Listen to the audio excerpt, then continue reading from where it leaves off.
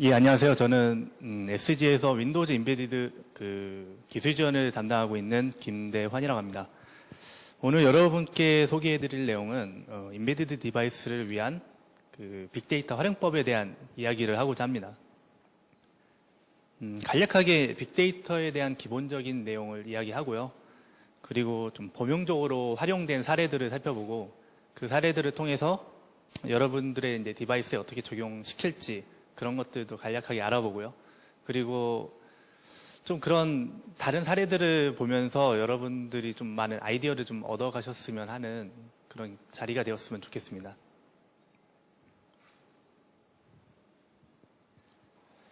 우선 빅데이터에 대한 간략하게 이제 뭐 의미만 살펴보고 넘어갈 거고요. 그리고 이제 빅데이터에 대한 이제 활용 시나리오에 대해서 하나 이제 예를 들어서 시나리오를 한번 살펴보고요. 그리고 디바이스에서 어떻게 그 빅데이터를 활용하고 있는지 그런 것들도 한번 사례별로 한번 살펴보겠습니다. 그리고 윈도우 임베디드 디바이스에서도 이제 사례들이 있거든요. 이런 빅데이터를 활용한 사례들이 있는데 그런 것들을 뭐 어떻게 뭐 진행이 되고 어떻게 이제 그 활용이 됐는지 그런 것들을 한번 살펴보고 마치도록 하겠습니다. 우선은 이제 빅데이터라는 이제 사전적인 의미부터 이제 보는데요. 이제 방대한 양의 이제 정보를 축적해서 유형별로 분석한 뒤에 필요한 용도에 따라 이제 활용하는 데이터라고 보통 이렇게 나와 있는데요. 간략하게 말하면은 데이터를 수집하고 데이터를 분류한 다음에 그 분류한 데이터를 분석해서 가치 있는 데이터로 다시 만드는 작업이라고 합니다. 그러니까 이런 것들을 사용하는 데 있어서는 일반적으로 이제 트렌드 분석이나 이제 미래 예측에 대해서 이제 보통 사용하게 되는데요. 이제 앞으로 이제 어떤 뭐 제품을 어떻게 뭐 바꾸어 나가야 될지 아니면은 좀 더 나은 뭐 제품을 만들지 그런 것들을 이제 하거나 아니면 마케팅적으로 이제 트렌드에 대해서 맞추어서 이런 빅데이터를 이용하는 사례들이 지금 계속 늘어나고 있습니다. 여기 보면 이제 미래 예측이라고 되어 있는데 이 빅데이터라는 말이 과거에는 뭐 잘 쓰이지는 않았지만 실제적으로 뭐 없던 그런 분석은 아닙니다. 과거부터 어떤 이런 방법들을 계속 써왔었고 어떻게 보면 이 빅데이터라는 용어가 최근에 들어서 이제 많이 이제 뜨게 됐는데 우리도 알게 모르게 이런 것들을 많이 사용하고 있었던 거죠. 예를 들면은 뭐 그런 것들 있잖아요. 사주 같은 거. 인간의 그런 많은 데이터, 인생에 대한 데이터들을 분석하고 분류해서 이제 미래를 예측하는 그런 것도 어떻게 보면 빅데이터의 일종이라고 볼 수가 있겠죠. 이런 것들의 이제 장점이 잠재적인 소비자를 파악할 수 있다는 장점을 가지고 있습니다. 그리고 빠르게 변화하는 고객의 트렌드를 파악할 수가 있고요. 그리고 특정 타겟층의 생각과 의견을 실시간으로 파악을 할 수 있습니다. 보통 이런 것들은 이제 SNS 데이터를 취합을 해서 보통은 파악을 하게 되죠. 활용 분야 같은 경우에는 지금 현재 뭐 많은 분야에서 사용하고는 있는데요. 활성화는 되지 않았습니다. 아직. 뭐 공공 분야, 산업, 주식시장, 그다음 연예, 의료 쪽 같은 경우에도 사용은 하고 있지만 아직 활성화는 안 돼 있고 점차 지금 뭔가 발전이 돼 가고 있는 단계라고 보시면 됩니다. 그래서 좀 이런 세미나를 통해서 이런 빅데이터와 좀 접목해서 뭔가 할 수 있는 거를 좀 생각해 보다가 이런 주제로 한번 해보면 좋지 않을까라는 생각으로 한번 마련해 보게 되었습니다. 이제 빅데이터를 간략한 이건 그림인데요. MS에서 기본적으로 제출한 그 그림 중에 하나인데 과거부터 보면은 일반적으로 데이터가 과거에는 보통 이제 퍼스널 PC, 그러니까 PC가 나왔던 그 시점으로부터 보면은 데이터가 굉장히 비쌌죠. 저장하는 공간에 따라서. 그리고 그 데이터, 그 저장하는 그 데이터에 대한 그 수도 그렇게 많지가 않았습니다. 그리고 한정적이었죠. ERP나 CRP에 등록된 보통 이제 기업용 데이터 위주로 저장을 하게 되었고요. 그게 이제 90년도로 넘어오면서 인터넷이 발달되고 인터넷 관련된 이제 마케팅이 많이 활발하게 진행이 되었죠. 그러면서 이제 인터넷 관련된 데이터가 축적이 되고 더 많은 데이터를 모으게 됐습니다. 또 거기에 발맞춰서 이 스토리지에 대한 가격도 점점 좀 싸져서 그런 데이터들을 저장할 수 있는 그런 충분한 여건이 다 마련되어져 가고 있었습니다. 현재 같은 경우에는 이제 IoT라고 하죠. 사물 인터넷이라고 해가지고 웬만한 디바이스에서 인터넷에 다 연결해서 데이터를 저장을 합니다. 가장 흔하게는 이제 스마트폰이나 아니면은 웨어러블 디바이스 같은 것들도 모두 인터넷에 다 등록을 해서 내가 원하는 데이터를 다 저장을 할 수가 있습니다. 그러한 데이터를 저장하다 보니까 굉장히 많은 디바이스에서 아주 수많은 데이터를 저장을 하게끔 되어 있죠. 이런 데이터들을 어떻게 보면은 하루하루 이제 버리게 되는 데이터들이 상당히 많거든요. 이런 데이터를 잘 모아서 분석을 해서 뭔가 가치 있는 데이터를 만든다면은 어떤 특정 디바이스나 아니면은 뭐 여러분들의 디바이스일 수도 있고요. 어떤 그런 부가가치를 창출할 수 있는 충분한 여건이 마련되어져 있다라고 생각을 하고 있습니다. 일단 활용 예를 한번 먼저 들어볼게요. 빅데이터를 활용 시나리오가 뭐 얼마나 있을까 해서 저도 인터넷을 많이 검색을 해봤는데요. 생각보다 이제 많은 부분에서 활용을 하고 있었고요. 그 중에서 제가 좀 관심 있게 봤던 농업 데이터 관련된 빅데이터 활용 부분을 지금 한번 정리를 해봤습니다. 이건 영주 사과에 대한 작황 정보에 대한 그런 빅데이터 활용 이해인데요. 기본적으로 이제 농업 빅데이터를 활용한 예라고 보시면 됩니다. 가격 동향과 그 다음에 사과의 생산량을 파악해서 예측을 한다라는 그런 기본 원리부터 이제 시작을 하게 되는데요. 일단 뭐 데이터 수집을 하고 그 데이터를 저장해서 분석을 합니다. 그 분석한 데이터를 웹페이지에 올려서 농민들이 볼 수 있도록 이제 사용하게 되어 있는데요. 이걸 순차적으로 보면 크게 두 가지 부분으로 나눠져 있습니다. 하나는 이제 사과 생산량이고 하나는 사과 가격에 관한 예측을 합니다. 첫 번째로 이제 이 사과 생산량을 예측하는데 가장 첫 번째로 이제 데이터를 수집을 해야 되잖아요.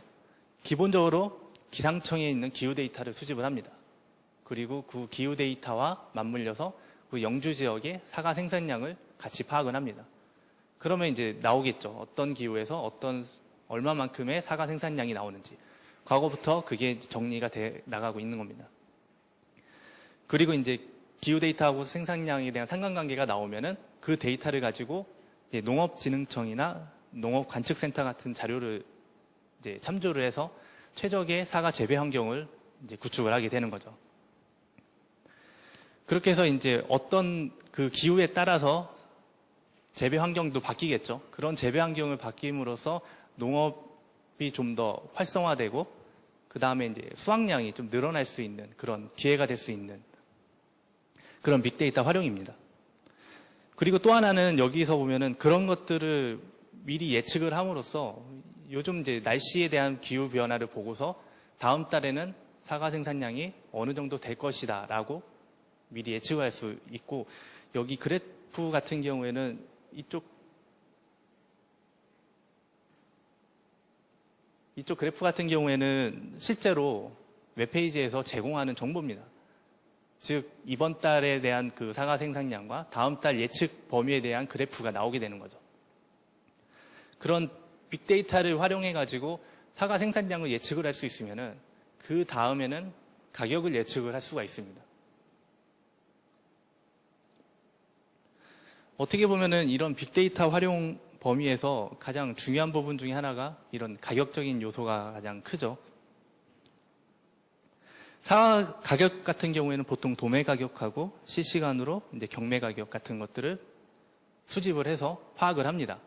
그럼 영주 지역에 대한 사과 가격과 외부 사과 가격에 대한 그 전반적인 가격 동향을 파악을 하고 그리고 SNS들을 통한 그 데이터 마이닝 기법을 이용해 가지고 그 텍스트를 이제 수집을 합니다. 예를 들면 이제 보통은 그런 거죠. 연관 검색어 같이 영주사과라는 거를 입력했을 때 관련 단어들을 수집을 해서 순위를 매깁니다. 어떤 부분이 제일 많이 검색이 되었고 어떤 부분이 제일 많이 언급이 되었는지. 그럼 예를 들어서 뭐 맛있다라는 단어가 가장 많다 하면은 1위가 맛있다가 되는 거고요.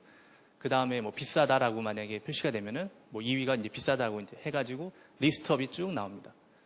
그것만 보더라도 이 영주 사과에 대한 평가를 이제 알 수가 있는 거죠. 기본적으로 맛은 있는데 비싸다라는 그런 예측을 할 수가 있는 거고요. 그런 이제 텍스트 마이닝 기법과 이제 그런 실시간 경매와 이제 도매 시장 가격들을 분석해서 실제적으로 이번 달에 나올 사과에 대한 가격을 예측을 하게 됩니다. 그리고 그 예측된 가격에 맞춰서 사과를 판매를 하는 거고요. 그랬을 때 판매량이 늘어나는 것을 알 수 있었다고 합니다. 이쪽 그래프가 이제 보통 이제 그 내용이거든요. 가격에 대한 그 동향이고, 보통 세 가지에 대한 가격이 동향인데, 예측 가격과 현재 영주 사과에 대한 가격, 그 다음에 다른 사과에 대한 가격, 그런 것들을 비교 분석해가지고 가격을 책정함으로써 좀 더 나은 생산량을, 그러니까 생산을 하고 판매를 할 수 있었다고 합니다.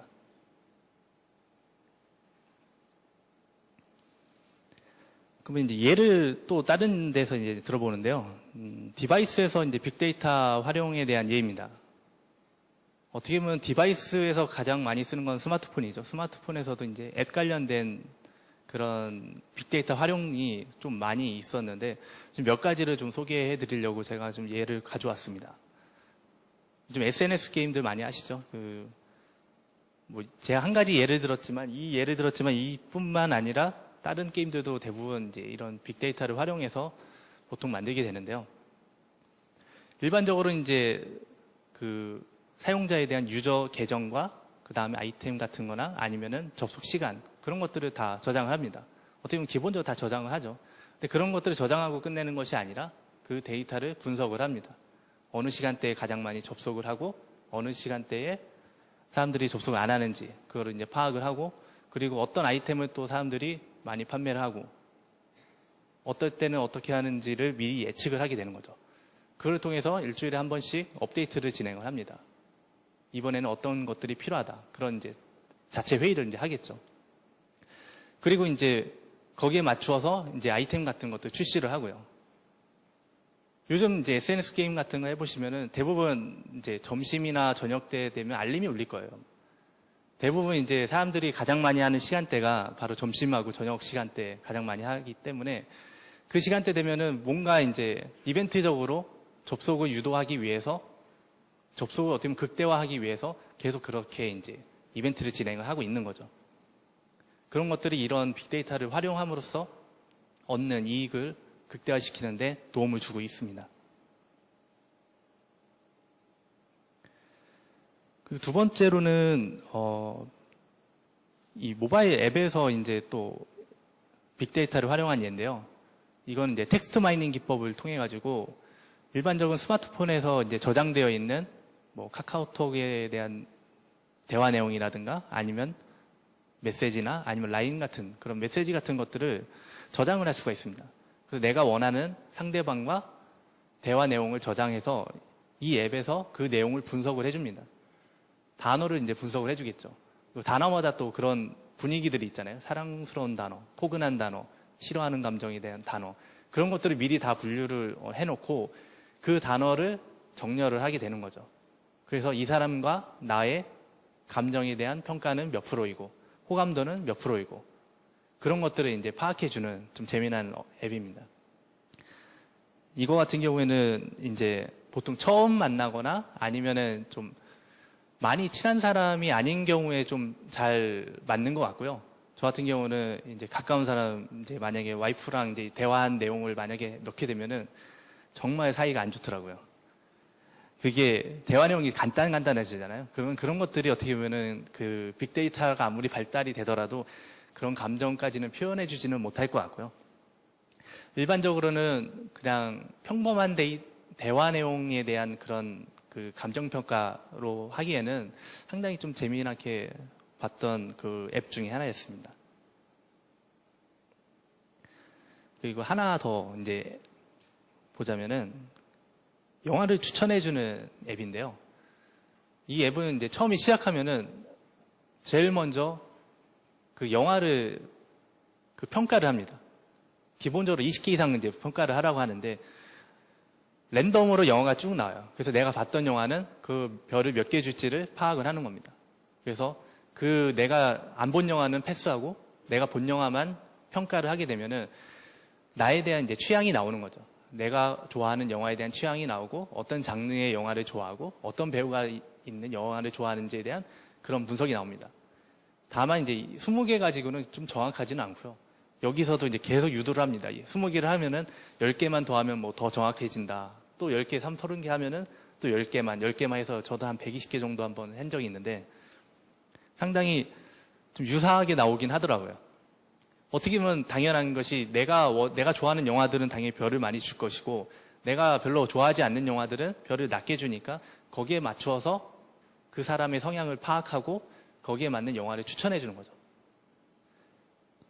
그리고 이 업체 같은 경우에는 그런 것들을 그 평가함으로써 어떻게 보면 자체 보유하는 그 영화 평가 그 데이터가 가장 많아질 수밖에 없는 그런 회사가 되는 거죠. 그래서 부가적으로 이제 이익을 얻기도 하고 이제 이런 식으로 많은 사람들에게 이제 유도를 하면서 데이터를 모으는 하나의 이제 빅데이터 활용의 좋은 예라고 볼 수가 있습니다.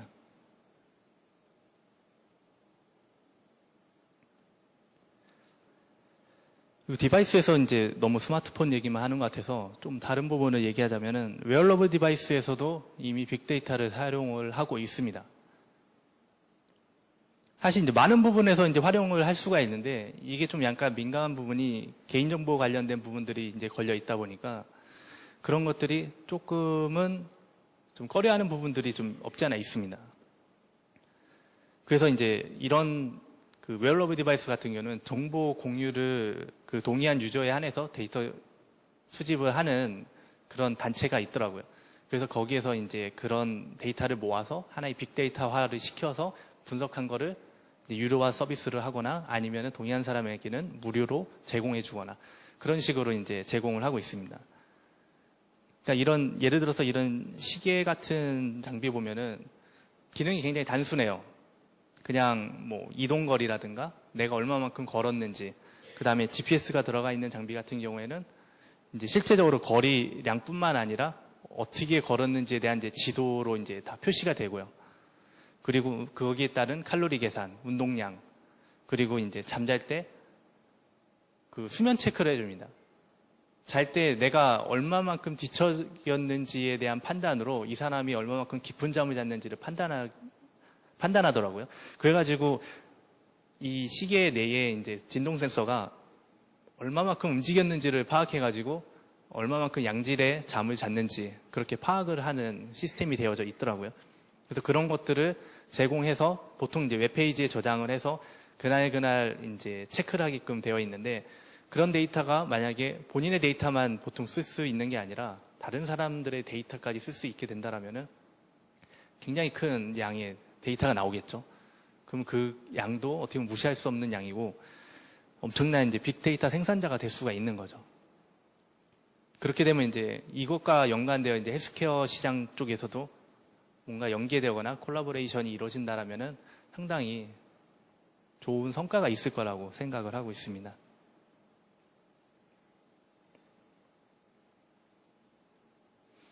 그러면은 이제 윈도우 임베디드 디바이스에서는 이 빅데이터를 어떻게 활용을 하고 있는지 한번 살펴보겠는데요. 빅데이터의 필요성은 충분히 있습니다.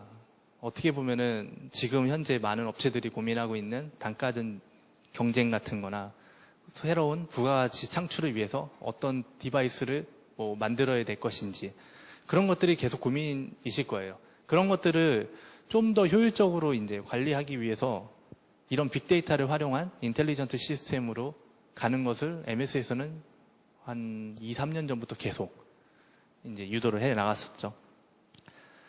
보통 이제 윈도우 디바이스에서는 이런 센서 디바이스로 전환하는 게 그렇게 어렵지는 않고요. 물론 이제 단가 상승은 있겠지만 거기에 따른 이제 부가가치를 창출하는 게 가장 중요합니다.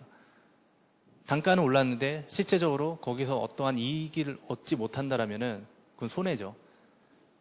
그러니까 어떠한 그 부가가치를 창출하기 위해서는 거기에 있는 데이터를 잘 활용해서 소비자가 있게끔 만드는 그런 작업이 필요합니다.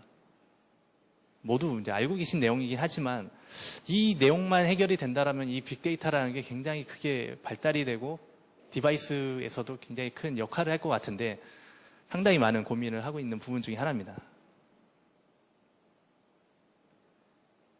간단하게 그만 이 하나의 예를 한번 들어보겠습니다. 이게 미국에서 지금 적용된 사례인데요. 칼스 주니어라는 이제 패스트푸드점을 하나 예를 들었습니다.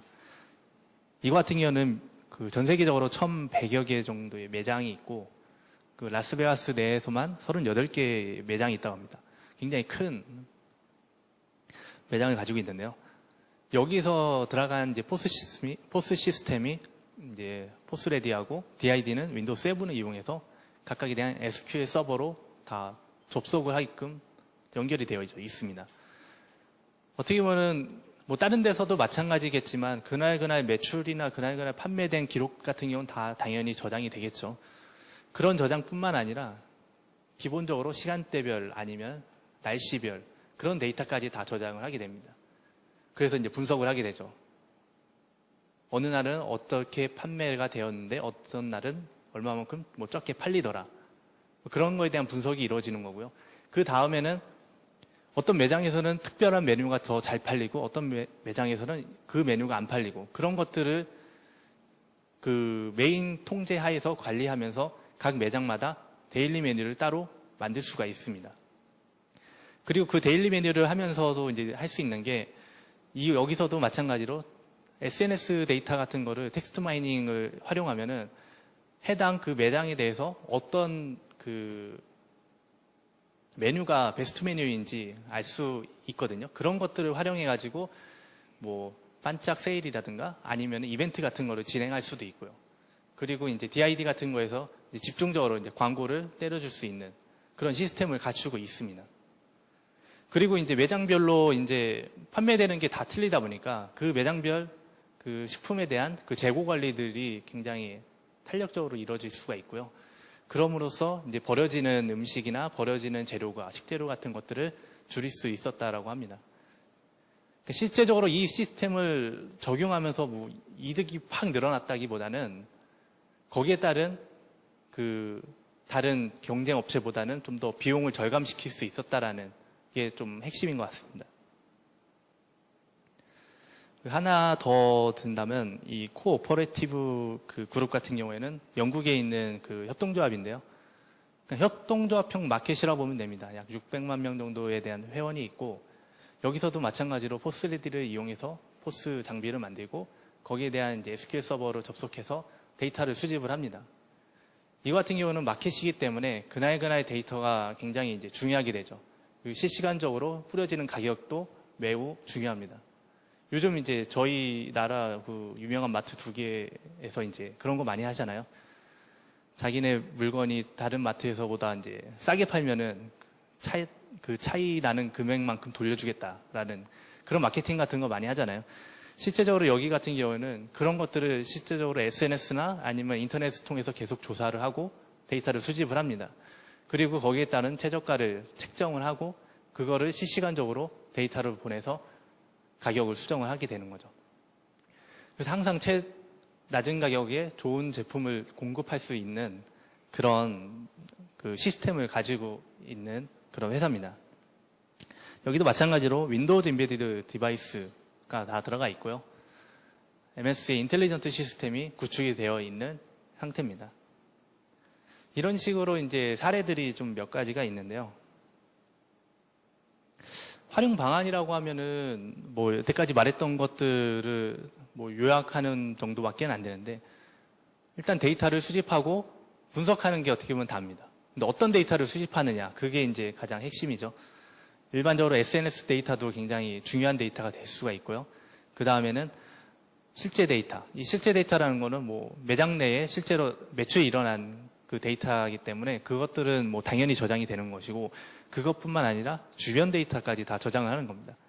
아까 말씀드렸던 뭐 날씨라든가 날짜, 특별한 요일, 아니면 특별한 그 기념일 같은 것들 그런 것들을 저장을 해서 거기에 맞춰서 분류를 하게 되는 거죠. 데이터를. 그리고 분석을 해서 각각 오늘 이번 화이트데이에는 어떤 상품이 많이 팔리더라라는 거를 예측을 해서 거기에 맞는 제품을 출시를 하는 게 가장 이상적인 빅데이터 활용 방법입니다.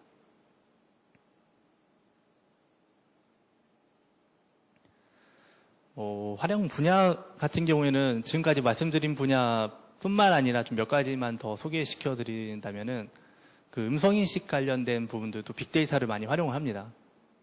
음성인식을 정확하게 하기 위해서는 어떻게 보면 다양한 음성 데이터가 필요하거든요. 이 음성 데이터가 이제 필요하게 되는데 이 음성 데이터를 일반적으로 그냥 몇 명 뽑아서 이렇게 할 수 있는 데이터가 아닙니다. 어떻게 보면 사람마다 각각의 고유의 뭐 진동수, 톤, 그 다음에 그런 각각 다 다른 음성이 있기 때문에 그런 것들을 인식을 정확하게 놓기 위해서는 그런 거에 대한 범위가 이제 필요하게 된 거죠.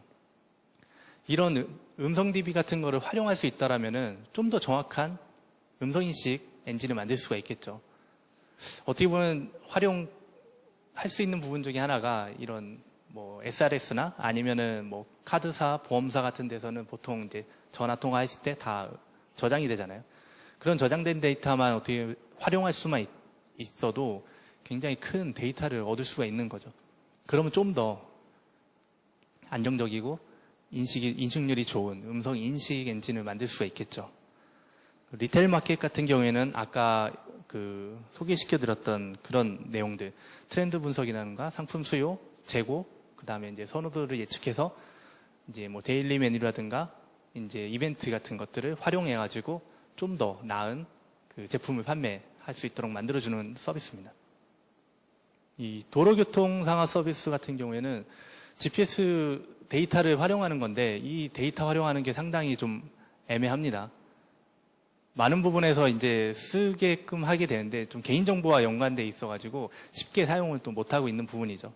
그래서 모 그 내비게이션 그 회사에서는 도로교통 상황 정보를 본인이 이제 GPS 정보를 그 회사가 쓰게 하는 조건을 맞추어서 그 실시간 도로교통 정보를 이용할 수 있는 권한을 줍니다.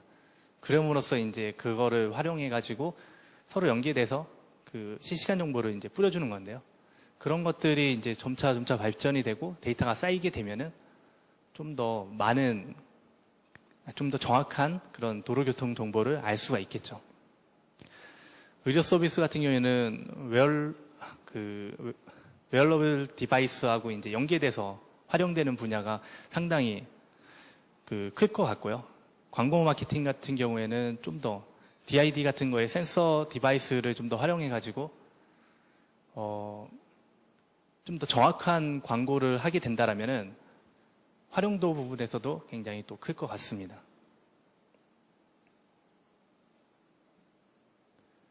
일단은 제가 뭐 빅데이터에 대해서 뭐 이런저런 얘기들을 좀 많이 했는데 실제적으로 많이 사용을 안 하고 있죠. 어떻게 보면 제가 생각한 문제점이기보다는 여러분들도 다 인식하고 있는 그런 문제점이기도 한데 데이터 가치에 대한 인식이 좀 부족합니다. 즉 투자를 했는데 투자만큼 벌어들일 수 있느냐에 대한 그 인식이 아직까지는 부족하고요. 그리고 데이터 수집이 솔직히 어렵습니다. 특히 개인 프라이버시나 개인정보 관련된 정보 같은 경우에는 더더욱 어렵죠. 그런 것들만 잘 해결이 된다라면은 실제로 많은 유용한 데이터를 얻을 수가 있기 때문에 그게 이제 풀어야 할 숙제라고 생각이 되고요. 그리고 데이터를 분석할 수 있는 전문가도 사실 부족합니다. 아직 이제 이 빅데이터가 활용된 게 그렇게 오래된 부분이 아니기 때문에 이런 것들을 좀 더 분석할 수 있는 전문가들이 필요한 실정이죠. 그리고 아까 뭐 말씀드렸던 것 같은 건데 개인정보 활용 문제. 개인정보가 누출되는 걸 사람들이 굉장히 꺼려하기 때문에 이런 것들을 좀 더 완화시키거나 아니면은 좀 더 좀 뭉뚱그려서 좀 데이터를 수집하는 그런 방법을 이용해야 될 겁니다. 마지막으로 이제 제가 봤을 때는 이 빅데이터라는 건 굉장한 시장성을 가지고 있고 굉장히 큰 블루오션을 가지고 있는데요. 실제적으로 이제 이거를 하기 위해서는 OEM이나 엔드유저 쪽에서 인식에 대한 전환이 필요하다는 겁니다. 즉 그거는 어떤 투자가 필요한 거고요. 이 빅데이터라는 게 아까 뭐 단점도 얘기했지만 이 빅데이터라는 게 데이터가 쌓이면 쌓일수록 좀 더 정확한 예측을 할 수가 있습니다. 근데 데이터가 쌓이는데 걸리는 데는 많은 시간이 걸리죠. 그러니까 거기까지에 대한 그 시간이 어떻게 보면 가장 큰 문제라고 볼 수가 있습니다. 하지만 이제 어느 정도 지금 포화된 이 시장을 좀 더 파헤쳐 나간다면은 그런 것들을 좀 더 미리 지금부터 준비를 해 나간다면은 데이터를 쌓고 정작 어느 정도 쌓였을 때 그거를 가치 있는 데이터로 전환을 할 수 있다라면은 그것이야말로 미래를 대비하는 일이 아닐까라고 생각합니다. 제 생각에는 빠르게 어떤 특정 비즈니스 모델이 정립이 돼서 좀 디자인 윈 사례가 나왔으면은 아마 많은 분들이 이 빅데이터를 활용해서 디바이스를 만들 거라고 생각을 하고 있습니다. 좀 더 이제 나은 환경에서 어떻게 보면 모두 이제 디바이스 만드시는 분들 다 똑같은 얘기 하시는데 많이 힘드시다는 얘기를 많이 듣는데요. 이런 것들도 한번 해보고자 하는 의지를 한번 가지시고 좀 더 미래를 위해서 한번 좀 고려를 한번 해보셨으면 좋겠습니다. 네, 감사합니다.